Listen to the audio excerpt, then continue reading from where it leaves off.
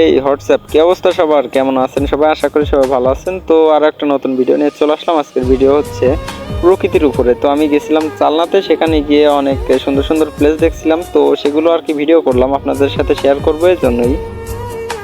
আচ্ছা, তো প্রকৃতি দেখতে হলে আমাদের কি আমাদের নিজেদের দেশ থেকে অন্য দেশে যাওয়া লাগবে প্রকৃতি দেখতে? না, আমার এমনটা মনে হয় না। আমার মনে হয় যে প্রাকৃতিক পরিবেশ, বিশেষ করে ধান ক্ষেতের প্রকৃতি আমাদের জীবনের জন্য অত্যন্ত গুরুত্বপূর্ণ।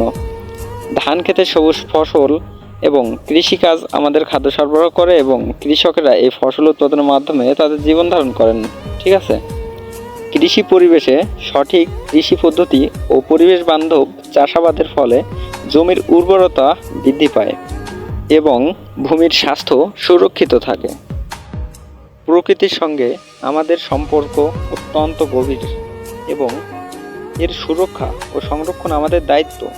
সঠিক ব্যবস্থাপনা এবং সচেতনতা আমাদের পরিবেশকে টেকসই রাখতে সহায়তা করবে। আমাদের সকলের উচিত বেশি বেশি করে গাছ লাগানো এবং প্রকৃতির উপরে নির্ভরশীল হওয়া। ধন্যবাদ সবাইকে।